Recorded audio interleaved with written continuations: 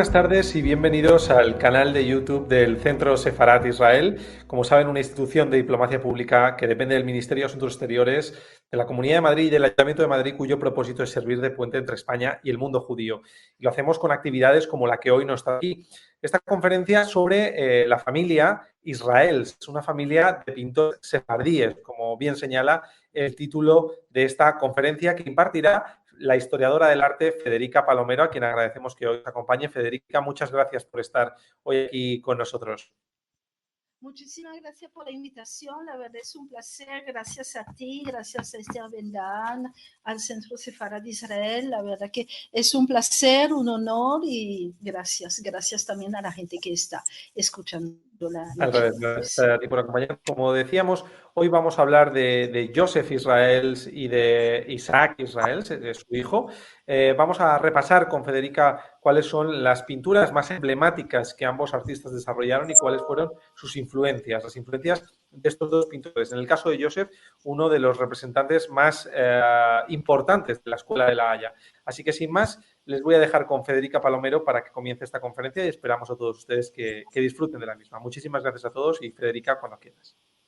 Muchísimas gracias, Israel. Pues empecemos.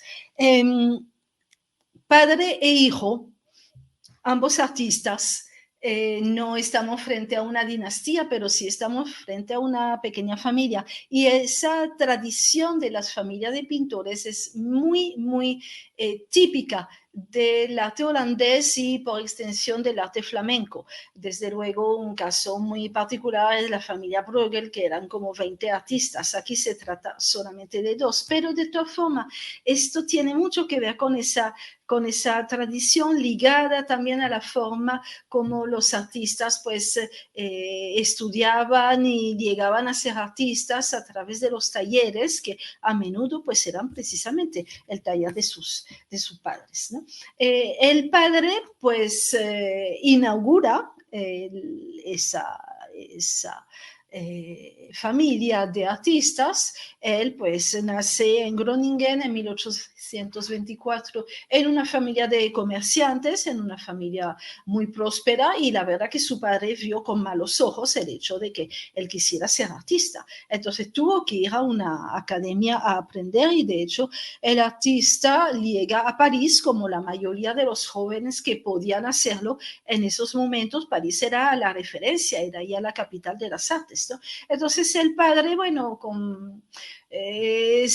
digamos que cede a las presiones y finalmente a regañadientes pues acepta que el hijo sea artista, ¿no? Desde luego, ¿qué hacen unos sefarditas en Holanda, ¿no? Yo creo que esta es también una pregunta, suena como un poco exótico, entonces yo quisiera, antes de entrar de pleno en el tema de los israelíes, hablar de la comunidad sefardita de Ámsterdam. En 1578, a través de la Unión de Utrecht, las provincias de Holanda se separan de la corona española y pasan a formar pues una república independiente donde hay tolerancia religiosa. De hecho, esa separación se debió en gran parte al hecho de que ya esa población se había vuelto pues calvinista, protestante, lo que por supuesto no compaginaba para nada con la monarquía católica española. Entonces, la mayoría es calvinista, pero a través de esta tolerancia, pues se van a los judíos. Así es como empiezan a emigrar hacia ese país del norte portugueses, descendientes pues, de los que habían sido expulsados de Portugal, en 1492, de Portugal. Y si bien llegan como cristianos, resulta que puede practicar su religión, no hace falta ninguna clandestinidad. Y en 1616 son reconocidos oficialmente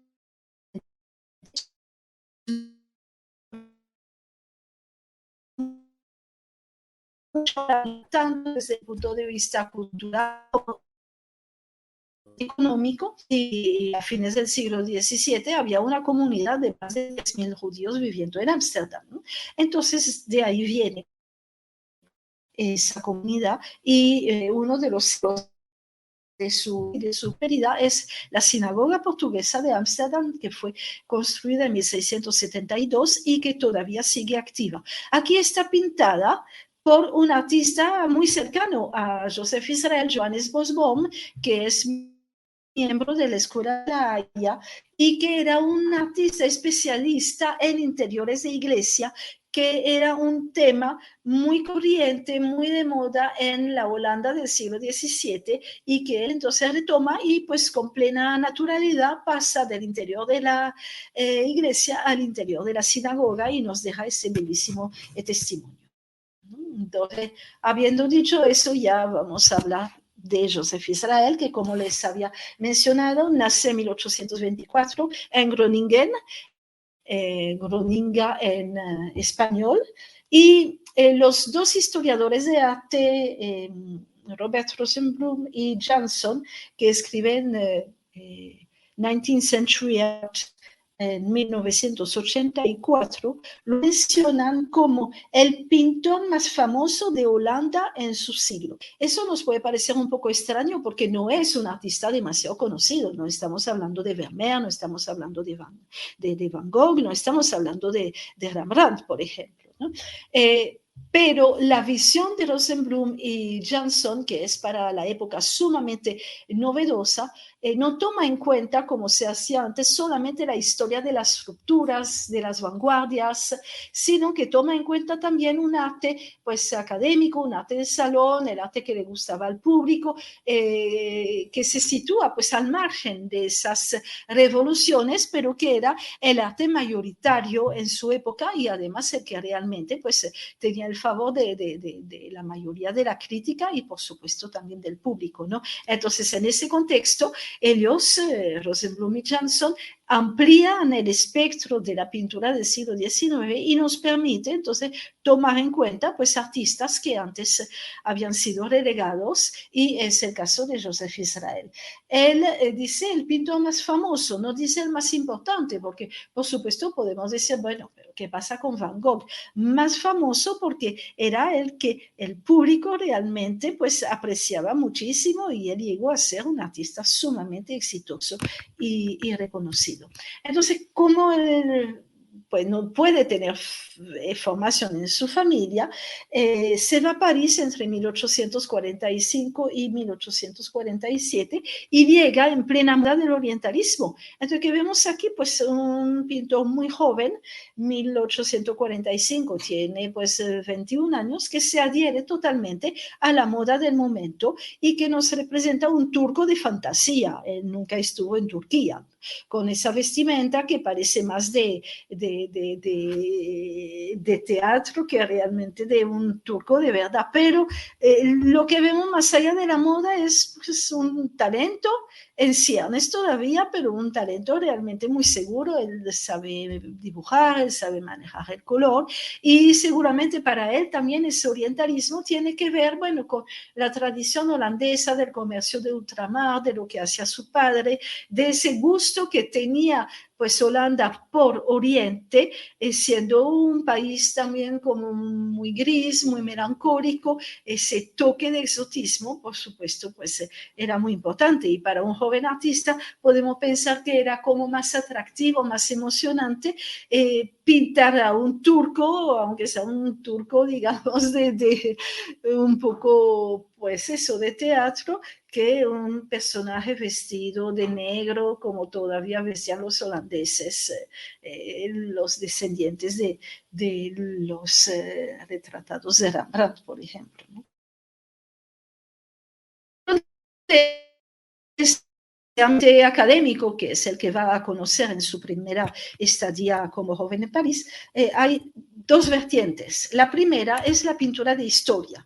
Una pintura de historia que ya no es la gran pintura de la antigüedad greco-romana, sino que ha ido integrando pues otras temáticas de una historia más reciente, de la historia pues de los países, y que a veces mezcla también la parte histórica, la gran jerarquía, con escenas más íntimas, más familiares, más anecdóticas, ¿no? Que gustaban muchísimo al público. Y aquí tenemos una pintura histórica y un episodio nacional y además un episodio fundacional. Entonces estamos pues dentro del ámbito del academicismo francés, pero al mismo tiempo estamos dentro de una temática totalmente holandesa. Se trata de la muerte de Guillermo el Taciturno, Guillermo de Orange, que fue el promotor de la separación de España y por supuesto también que estuvo pues en la creación de las Provincias Unidas de Holanda. Fue asesinado en 1584 por un sicario de Felipe II, pero el artista con cierta prudencia no nos representa la escena así de la cuchillada, que a lo mejor bueno, puede ser algo bastante violento y truculento, sino que nos representa algo que se inscribe también en una tradición del neoclasicismo, que es la muerte de personajes ilustres, el David de Marat, por supuesto, no, el Marat de David, y la muerte de Sócrates, etc. ¿no? Entonces aquí, bueno, vemos al moribundo o muerto en esa cama, pues, muy holandesa, la viuda, que era ya la cuarta esposa. Este personaje del medio, ese niño, es el heredero, es Mauricio de Orange. De hecho, tenía 17 años cuando ocurre esa tragedia y aquí hay una especie de desliz en relación con la verdad histórica, porque parece más bien un niño de 12 o 13 años, ¿verdad? Entonces, les estaba diciendo que es una escena nacional, pero no lo es solamente por el tema. Fíjense, todo el grupo que ocupa la mitad izquierda del cuadro es el típico grupo, el retrato que se hacía en el siglo XVII de los síndicos de las cofradías, con esa vestimenta muy austera, negra, con esos cuellos blancos. Bueno, lo que tenemos aquí con esa magnífica obra de Rembrandt, ¿no? Entonces, el artista sabe muy bien, pues, mezclar, digamos, lo que aprendió en París con esa tradición holandesa de la que obviamente pues se reclama, ¿no? Entonces, el toque nacional va más allá del tema, abarca también pues el tipo de pintura, ¿no? Otro tema, el segundo, pues, tema muy importante dentro del academicismo francés y que va a influenciar muchísimo a Joseph Israel, es el realismo social, con temas de pobreza, con toda una tragedia, muchísimo mimosas que a la gente le gustaba mucho, porque a la gente, bueno, le gusta compadecerse, le gusta conmoverse, le gusta sentirse generosa con los pobres, aunque sea pues llorando frente a una pintura en el salón. Antes, bueno, se lloraba ahí, ahora se llora en el cine o frente al televisor, pero es esa misma necesidad, bueno, que tiene el ser humano de compadecerse, ¿no? Y aquí, pues, vemos una escena que en efecto, pues, muy sentimental, muy trágica, la tumba de la madre, vemos aquí con la cruz, y ese pobre pescador viudo con esos dos niños, es gente realmente miserable, puede ver que ni siquiera pues tienen zapatos, andan descalzos, ¿no?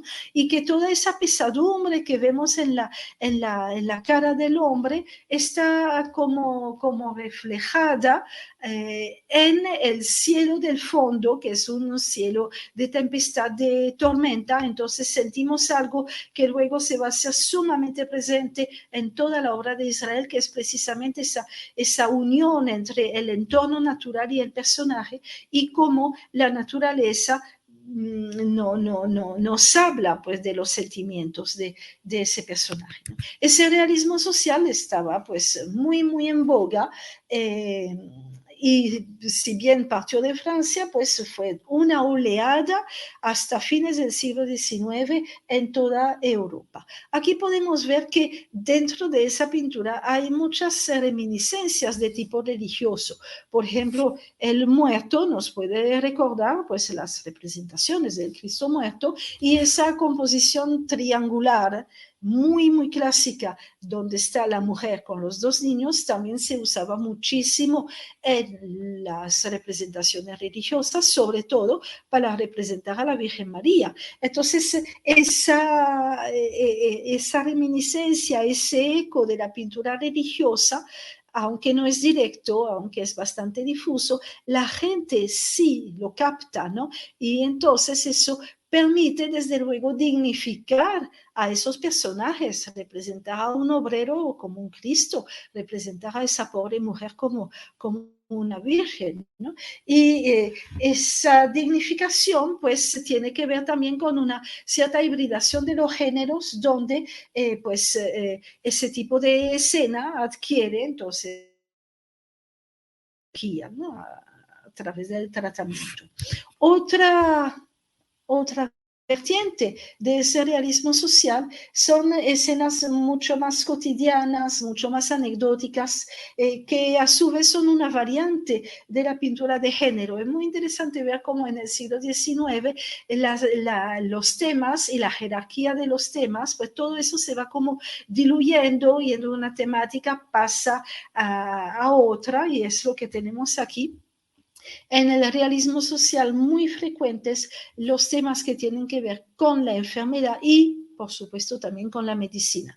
Aquí tenemos un interior campesino, pero bastante acomodado, pueden ver, y vemos la cara pues de preocupación del médico, ¿no? Y esto pues va a impactar en la pintura de Joseph Israel. Aquí vemos el mismo tema, ¿no? Un tema muy parecido, ¿no? El de la enfermedad, pero también podemos captar enseguida una diferencia, y es que en la técnica el artista ya se aleja del academicismo, introduce algo de modernidad a través de una técnica más libre, a través del hecho de que no hay dibujos, sino que todo el cuadro se construye con base en el color, es decir, que estamos pues frente a una temática tradicional, pero sí tratada de un modo que nos acerca mucho más a la pintura, pues que entonces cambia el panorama del siglo XIX, ¿no? Esta pintura es una pintura de salón, recibe medalla de primera clase en el Salón de París, y además el artista recibe también la Legión de Honor, ¿no? Y en efecto estamos totalmente dentro del gusto de la época, de ese sentimentalismo. Pueden ver, bueno, esa pobre mujer muriéndose, el viudo ahí muy compungido, esa actitud como encorvada, esas manos abandonadas sobre las rodillas, que son manos de trabajador de campo, manos nudosas, rugosas, que nos enseñan la dureza de la vida que él ha tenido, ¿no? Y una atmósfera, por supuesto, pues de sentimentalismo, ¿no? Pero también aquí vemos cierta modernidad, vemos, bueno, una manera de tratar el tema que pasa por una nueva visión, un nuevo lenguaje plástico. Podemos, por supuesto, sorprendernos un poco de que esta pintura, que realmente sí es una buena pintura, haya tenido tanto éxito y tanta recompensa, ¿no? Sobre todo tomando en cuenta que ese tipo de tema abundaba en el salón. No era el único artista que pintaba ese tipo de cosas. Artistas franceses y de cualquier parte del mundo, por supuesto, pues buscando también el éxito, a veces se adherían a ese tipo de temática. Entonces eso nos enseña que realmente estamos pues frente a un artista que dentro pues de todo ese ambiente logró destacar en su época.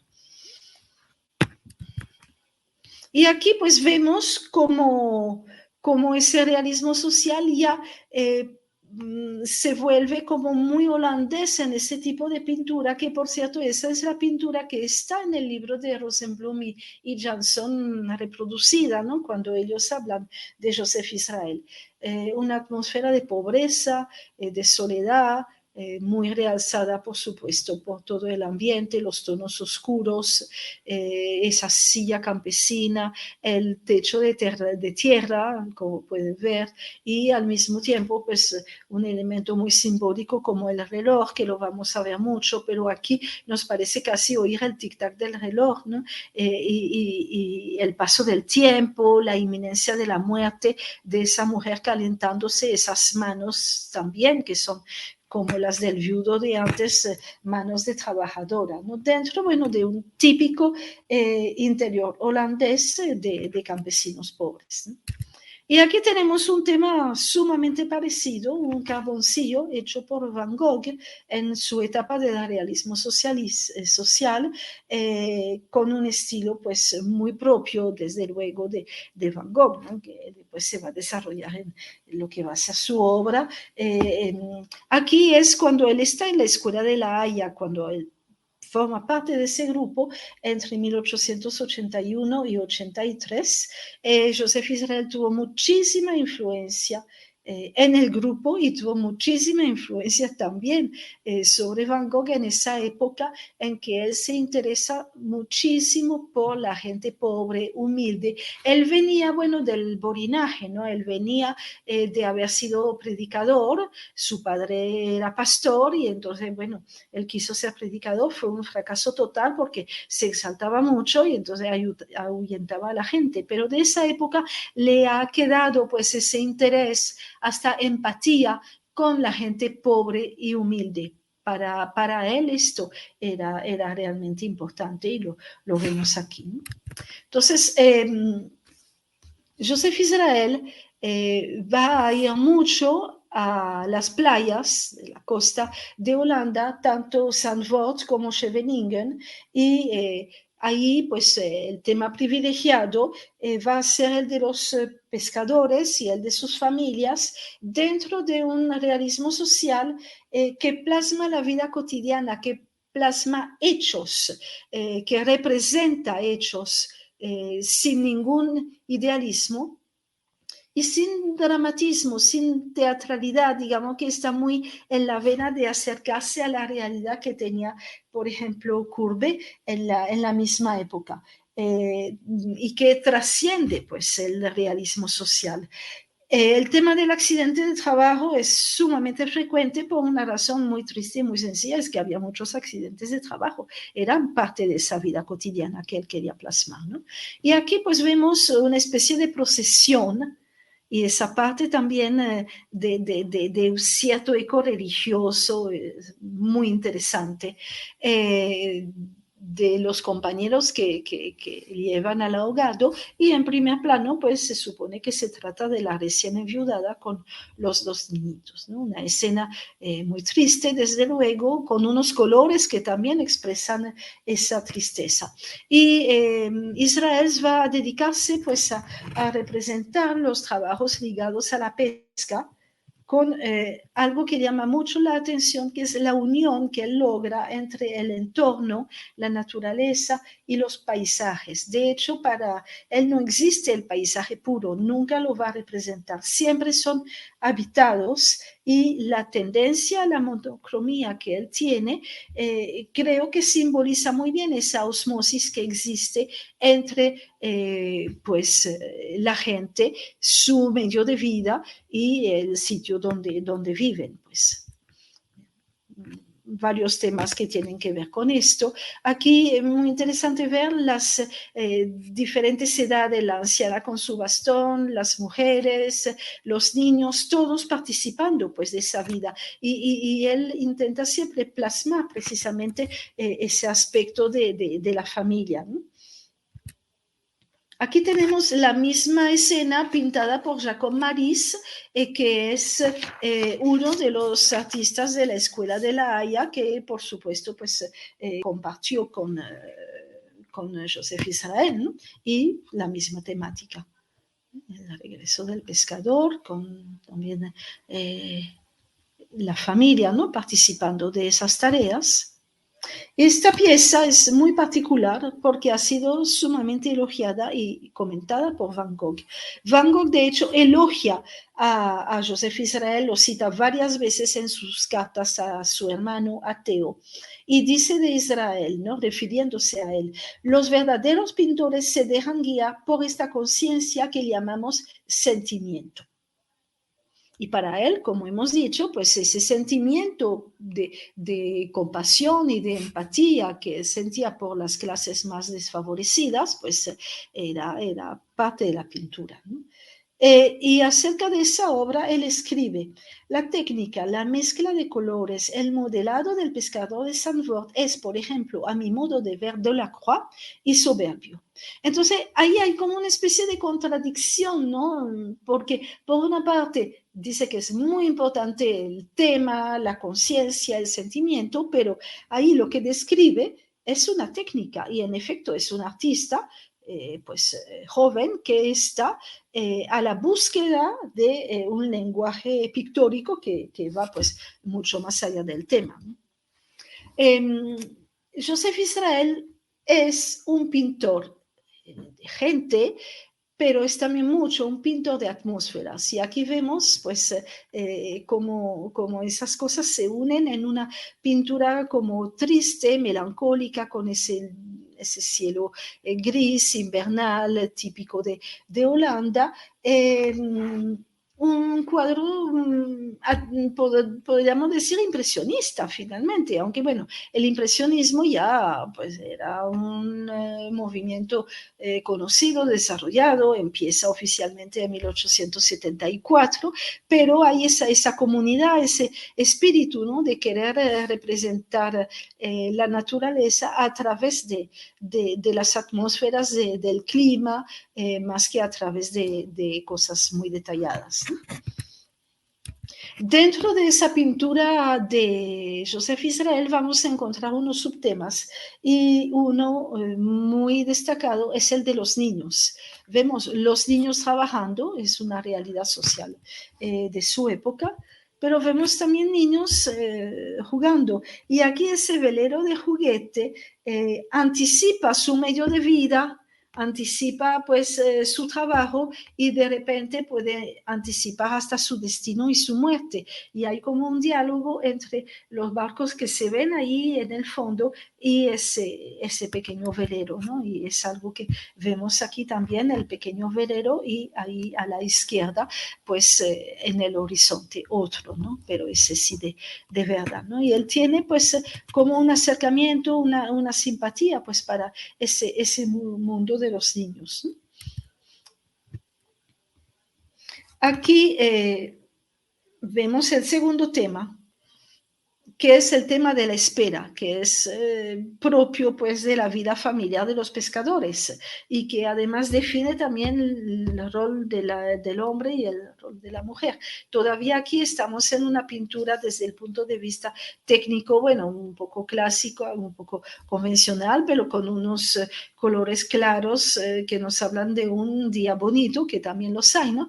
Y pues esa joven madre está viendo el horizonte donde hay un velero donde se supone pues está precisamente el marido, ¿no? Y esa atmósfera de espera pues es parte de esa vida cotidiana y por supuesto de las inquietudes, ¿no? Lo vemos también muy bien aquí. Y también vemos, y él da mucha importancia a eso, que esas mujeres no esperaban ociosas, sino que se ocupaban de los niños y estaban todo el tiempo tejiendo, cosiendo, remendando velas o redes, o sea, realmente pues había el trabajo de la mujer, pero que era como más de tierra y de casa, por supuesto, ¿no? Tenemos que mencionar a Max Liebermann, es un tipo de tema, como pueden ver, muy parecido, la campesina ahí sentada en el campo, porque Liebermann, el artista judío alemán, fue muy cercano a Joseph Israel.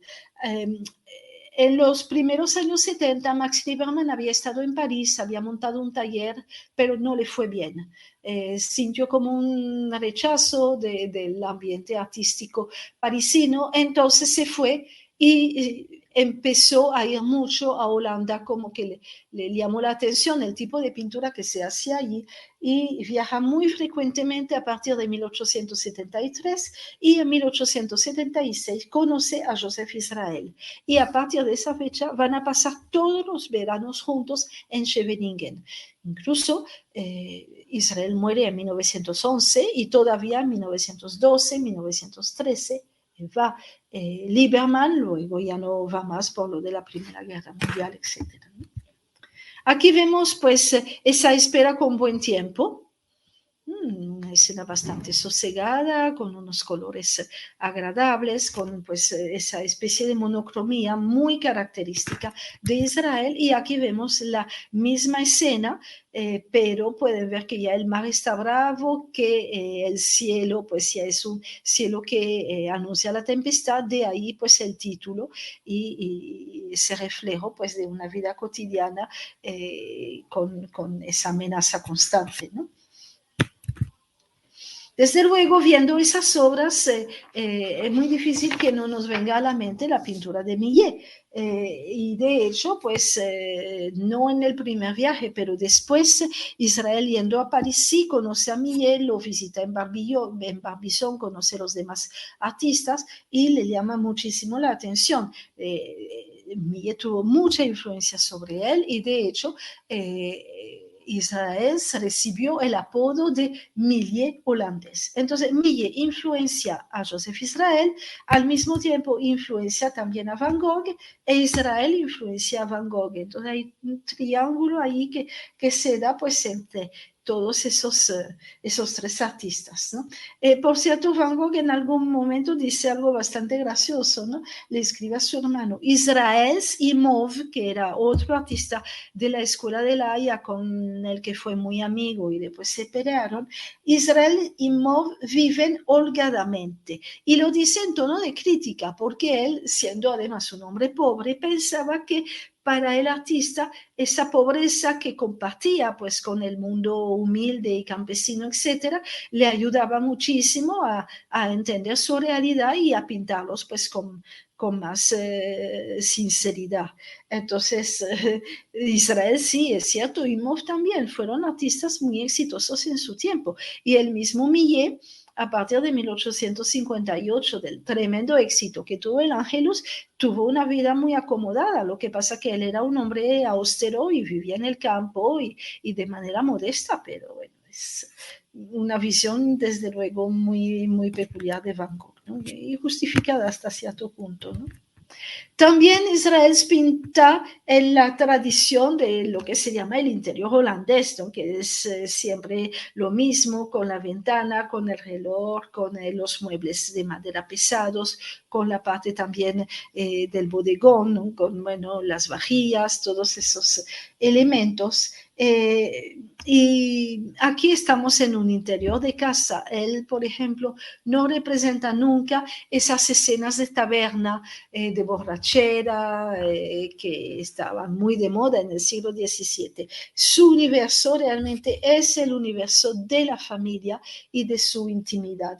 Y aquí refleja muy bien la sociedad de su tiempo, esa jerarquía familiar que hay, o sea, los que están sentados jugando, tomando aguardiente, fumando, son los hombres en domingo. Para la mujer no hay domingo, ella está de pie ahí y sigue pues pendiente del bebé.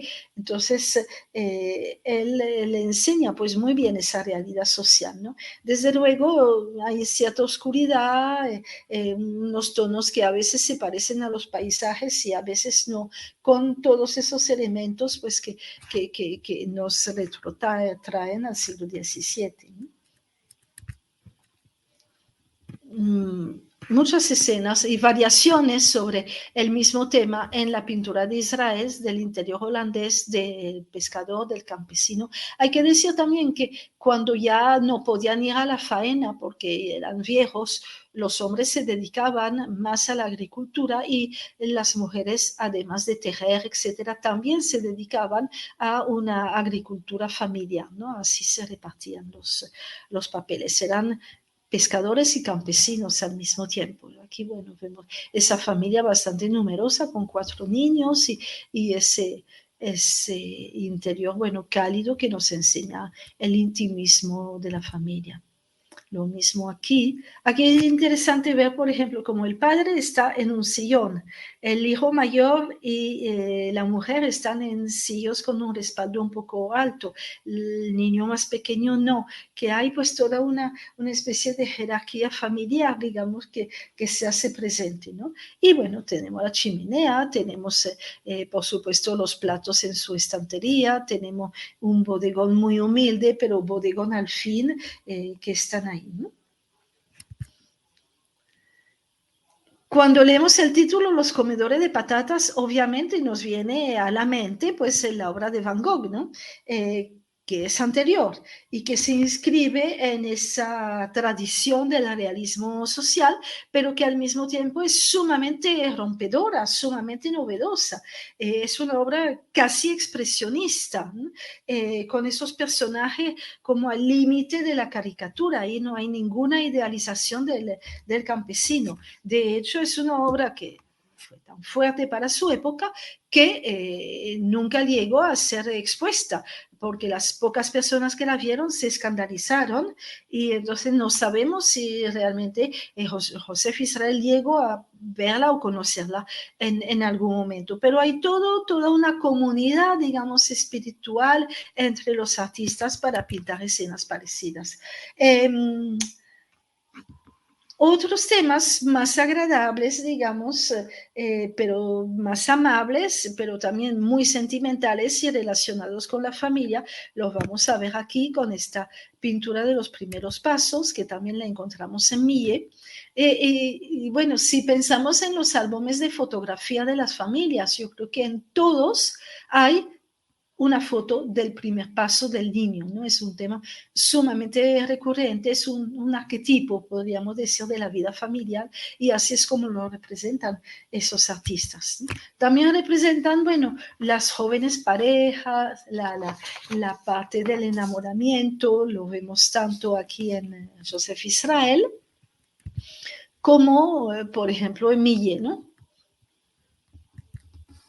Y luego, pues tenemos escenas que son de sosiego, que son de intimidad, y lo que vemos aquí es que dentro pues, de toda esa humildad, casi pobreza, no hay nada panfletario, no es un arte de denuncia, no es un arte revolucionario, ¿no? Sino que más bien nos enseña la conformidad de los personajes con su destino, la conformidad con su modo de vida, con su entorno. Y eso también es como una de las claves del éxito de ese tipo de pintura, porque bueno,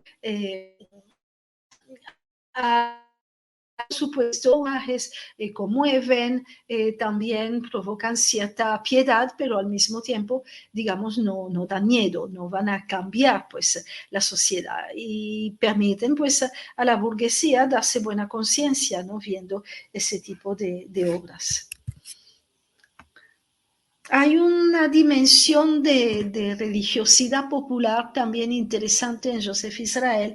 Aquí el domingo en la mañana, pues se supone que el libro que está en la mesa, por supuesto, es la Biblia que esa sirvienta pues estaba leyendo y se quedó pensativa viendo a través de la ventana. Una atmósfera de recogimiento, digamos, ¿no? Entonces, en la escuela de La Haya, en los pintores pues, que están en torno a Israel, que realmente fue como el jefe de ellos, y eso que no era ninguna escuela, era un grupo de artistas que tenían muchas afinidades y por eso se juntaron, pues, encontramos también ese tipo de escenas. Aquí vemos otra vez Israel con ese tema del trabajo femenino y aquí vemos cómo se aclaran los tonos, cómo se aclara la paleta, ¿no? En relación con obras que hemos visto antes. Esas escenas muy íntimas que también habíamos visto en Millet.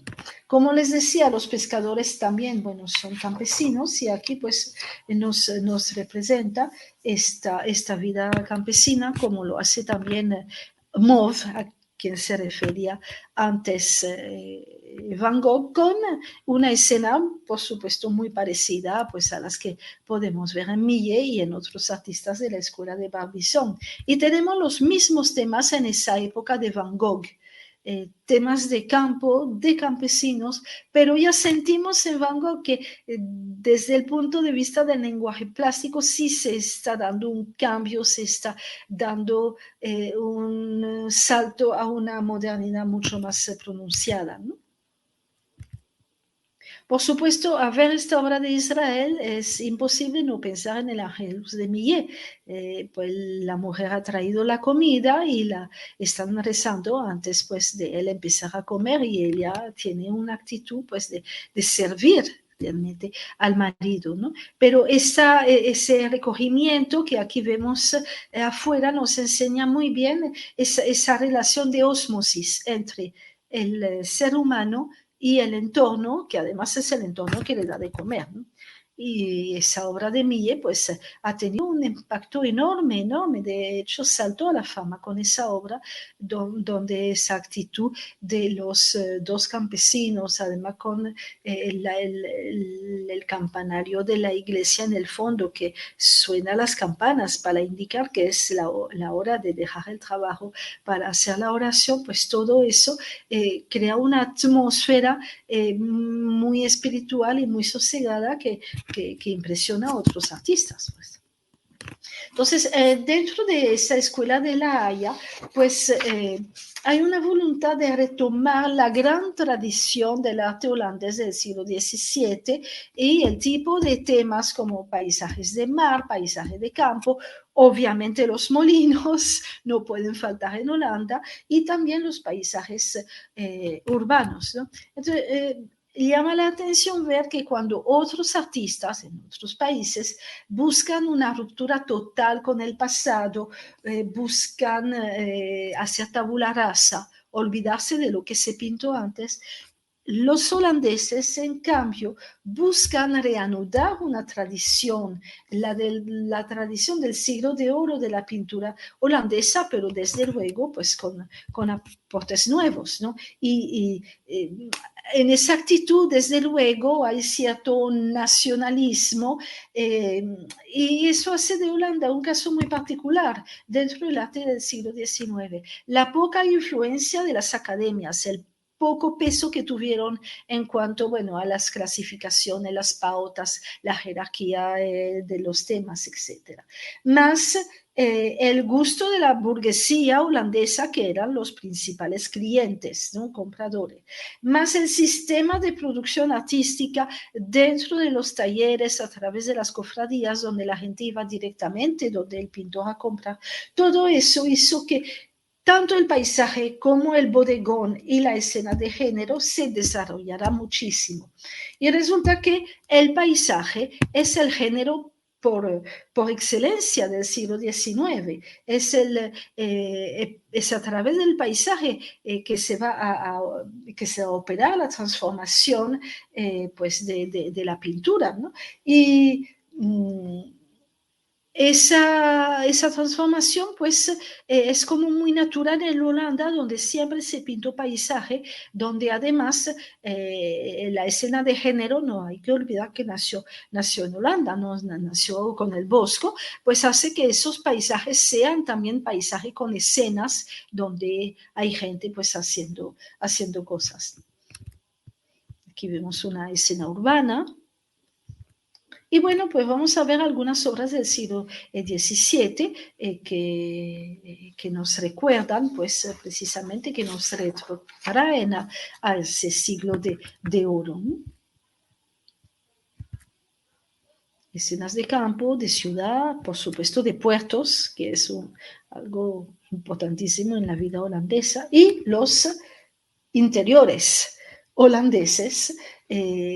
Aquí pueden ver, bueno, que claro, una manera tradicional de pintar, muy detallada, etcétera, pero pues obviamente Israel viene de eso, ¿no? La ventana, el paisaje, la familia reunida, la parte del bodegón, todo eso está sumamente presente, ¿no? Entonces, esa tradición hace que hay como una continuidad, digamos, en el arte holandés a través de esos temas que no encontramos pues, dentro del arte de otros países, ¿no?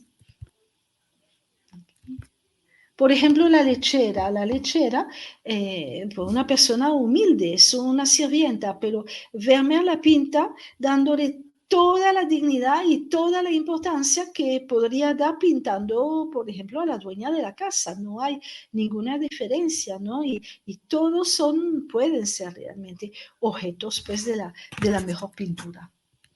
Entonces, esos artistas, como les decía, retoman y reivindican una tradición nacional, pero al mismo tiempo no pintan como se pintaba en el siglo XVII, ni mucho menos. Y eso a pesar de que en el siglo XIX las pinturas holandesas del siglo XVII eran objetos de imitaciones, de pastiche, que tenían muchísimo éxito en las clases medias, pero ellos no, ellos se van bueno, hacia otra manera de pintar, una manera mucho más moderna, libre, abierta, que viene de Millet, que viene del realismo, que viene del impresionismo luego. Es decir, que se establece una dialéctica y de enriquecimiento, además, entre esas temáticas tradicionales y una manera de pintar que sí es importada, pues porque viene de Francia, ¿no? Pero esa fusión, la verdad que funciona muy bien, ¿no? Bueno, si vemos a Pizarro, podemos ver también toda esa comunidad espiritual que existe, pues entre Pizarro, Israel, los pintores de La Haya, incluso, bueno, Pizarro también fue un artista muy influenciado por Millet, ¿no?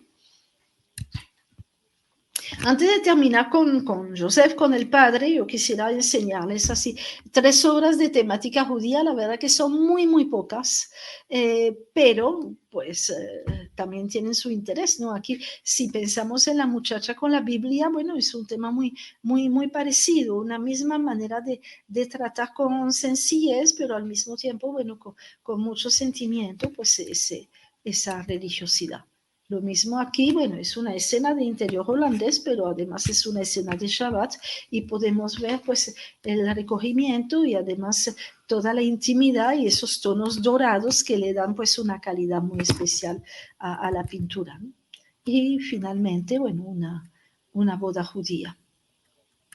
Entonces, el hijo, Isaac Israel, nació en Ámsterdam en 1865 y a los 13 años abandonó la escuela y pasó a ser aprendiz en el taller de su padre, muy conforme a una vieja tradición holandesa. Esto hace que, bueno, a pesar de que él pasó por una academia, pero que no hizo media en él entre 1880 y 82, realmente lo que aprendió y lo que lo formó como artista fue estar trabajando con su padre, y eso hace que él no pasa por un periodo académico, sino que él es moderno desde sus inicios, un artista que nace moderno.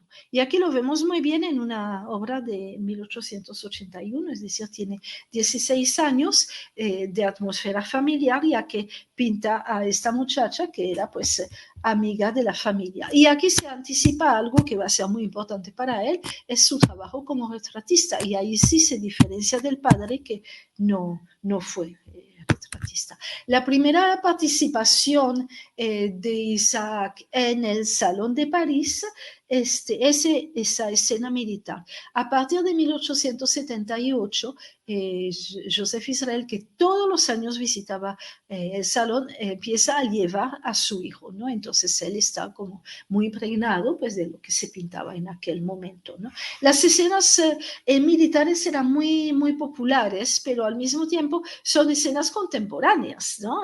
Y aquí, pues, una escena obviamente muy, muy triste, donde así como también lo sabía hacer Joseph Israel, vemos esa unión que existe entre pues la tristeza de estos personajes y el carácter también muy triste y desolado del paisaje.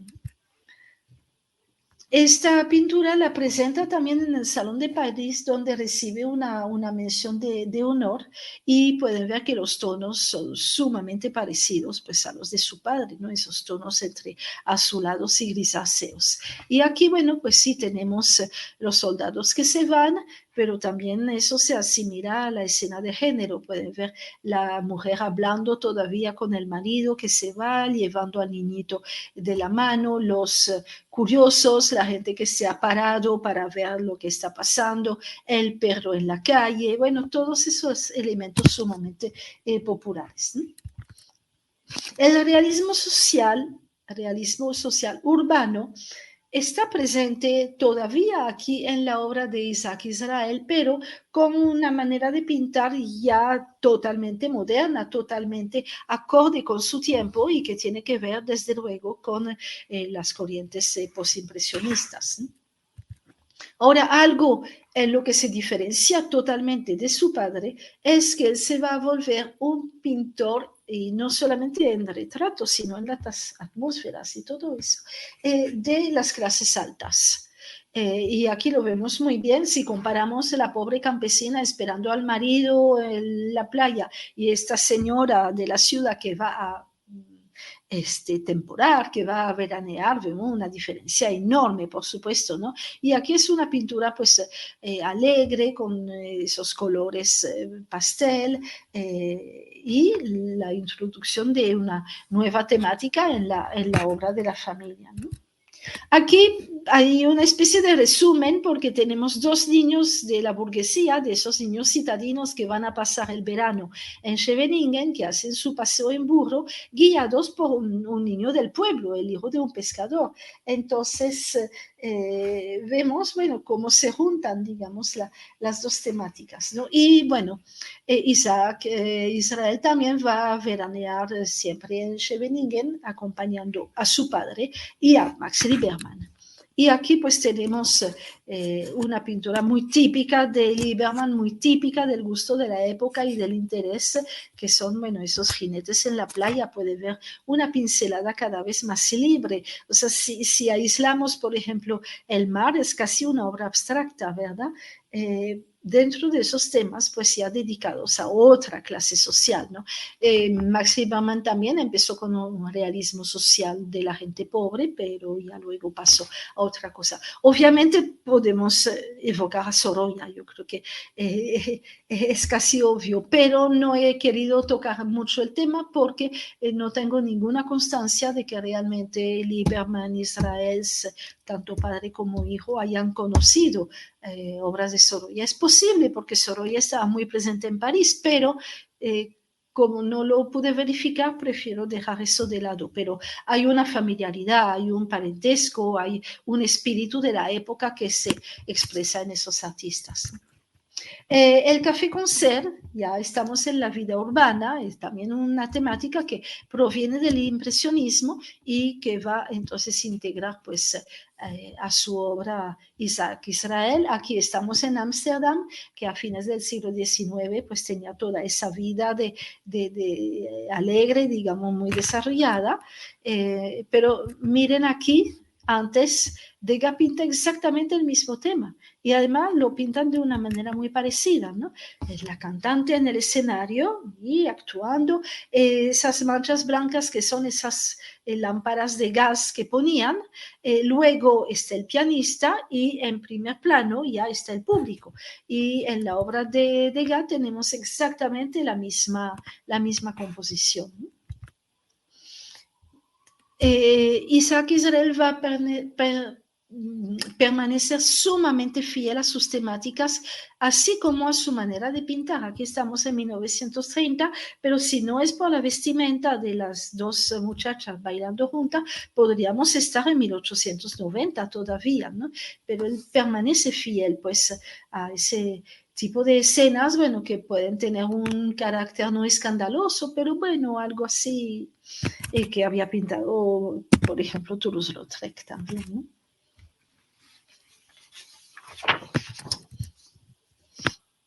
Un tema muy nuevo Resulta que Isaac Israel es introducido en el mundo de la alta costura por su amiga, la pintora de la alta sociedad, Teresa Schwartz, y queda fascinado. Lo lleva a Hirsch, que era la casa de alta costura de moda en Ámsterdam, y entonces vemos pues ese tipo de pintura. Aquí es el desfile, pero vamos también a ver, bueno, la parte como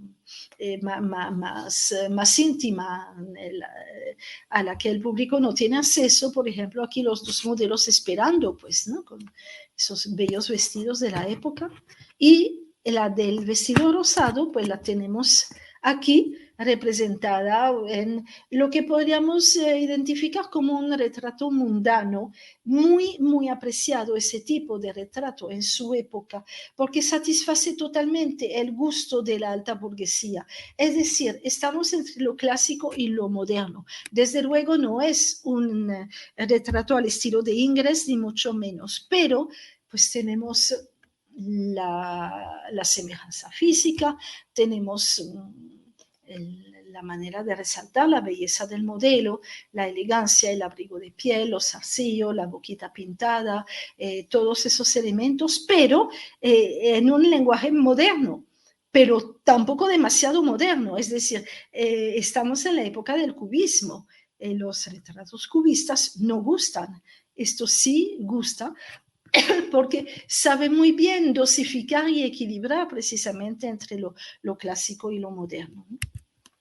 Esas pinturas del mundo de la alta costura las va a retomar cuando él está en París. Entre 1903 y 1906 él vive en París, y aquí va a la Casa Paquin en la Rue de la Paix, que era el sitio pues más elegante que había pues para vestir. Pero pueden ver que vuelve a un tema más acorde con el realismo social, pues porque pinta la parte más privada, digamos, que son pues esas costureras, ¿no? Y aquí la probadora, bueno, ustedes saben que había pues modelos que se probaban la ropa para las clientas. Las clientas no se probaban todo porque eso cansa mucho. Entonces se sentaban y una probadora que tenía más o menos su contextura física se probaba la ropa, y entonces la clienta se probaba después solamente los modelos que más le habían gustado. Y eso es lo que él representa. Es decir, que él tiene una actitud en la casa de moda muy parecida a la que tenía Degas con la bailarina, es decir, un poco mirar hacia a través del ojo de la cerradura, hacerse un poquito el voyeur, bueno, sin ninguna connotación mala, ¿no? Pero de sorprender, digamos, esa vida cotidiana de las casas de moda.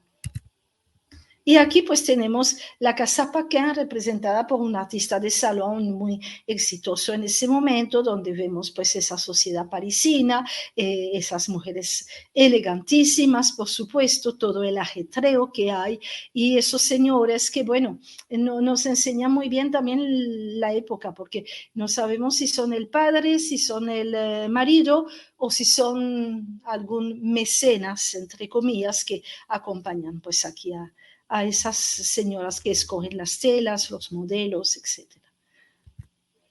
Pero él, en este caso, prefiere pintar las mujeres en la calle de una manera mucho más instantánea, mucho más espontánea también, ¿no?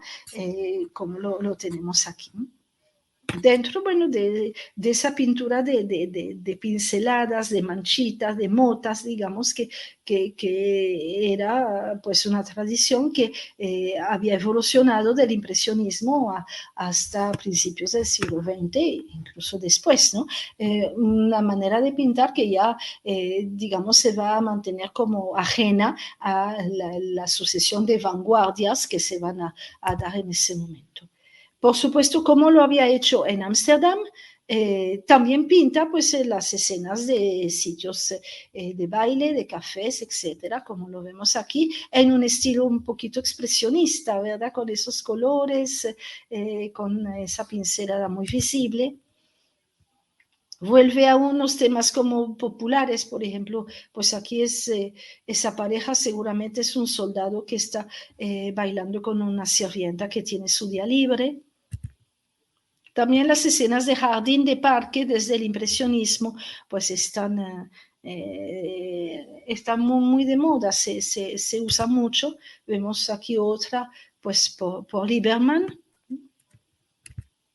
Y entre 1913 y 1914, Isaac Israel va a vivir en Londres, donde pues también va a tener unas temáticas adaptadas pues a lo que pasa ahí, ¿no? Bueno, ya sabemos que le gustaban los caballos, aquí tenemos un ejemplo, otro, que además es, bueno, una manera de enseñarnos la vida de la alta sociedad, que era la que iba pues a montar a caballo a Hyde Park. Lo mismo pasaba pues en el Tiergarten de Berlín, como lo representa aquí Max Lieberman, ¿no? Entonces, sigue con sus temáticas, pero siguen también con su manera de pintar. Están muy apegados a una manera de pintar, esas pinceladas así que parecen todas desordenadas, ¿no? Y que logran recrear pues la atmósfera del bosque. Aquí estamos, por supuesto, pensando en Degas, en esa visión como íntima, temática nueva. Y en 1914, bueno, estalla la guerra, Isaac regresa a Holanda, que va a ser un país neutro, y ahí se va a dedicar mucho al retrato. Bueno, aquí tenemos un rabino, una de las poquísimas piezas relacionadas con el judaísmo. Ese hermoso retrato hizo muchísimos de Sophie de Vries, sencillamente porque era su pareja, su compañera. Ella era pues una actriz de teatro y de cine muy conocida en su época, también era judía, y pues fue deportada y murió en 1944 en Auschwitz. Aquí, bueno, un personaje Mata Hari, que es parte, bueno, un poco de la leyenda de la época, ¿no? Margaret Essel, que era holandesa, que era una bailarina, que incluso hacía striptease, bueno, que era una cortesana, las cosas como son, y que fue acusada de ser espía a favor de Alemania y fusilada, pues, por el ejército francés. Entonces, la representa, pues, muy elegante, como parte de esa sociedad holandesa en la que se mueven. Esta señora, que parece un poco de armas tomar, y lo era seguramente, un personaje muy importante, una señora judía que fue el primer médico, la primera médica, la verdad que no me suena bonito, la primera mujer, en todo caso, graduada en la universidad en Holanda, y que fue, además de ejercer pues, la profesión a favor de las mujeres, fue activista de los derechos de las mujeres y que logró el voto femenino en Holanda en 1919, ¿no? Entonces la representa aquí realmente como una gran señora, al mismo tiempo muy elegante, muy a la moda de su época. Y si vemos un retrato de ella, pues vemos esa mujer de carácter, no debía ser nada fácil, y también esa mujer pues muy elegante, ¿no? Entre 1921 y 1922, Isaac Israel viaja a las Indias holandesas, Java, Bali, y ahí pues produce lo que podríamos moderno, porque dentro de un corte ya fauvista, un poco expresionista, pues nos representa lo que nos hubiera representado también un artista orientalista del siglo XIX, pero esta vez no como el turco ese de su padre, sino una escena pintada pues directamente dentro del ambiente de los bailes, o sea, algo pues desde luego pintado de una manera muy rápido, casi un sketch, ¿no? Un boceto, pues.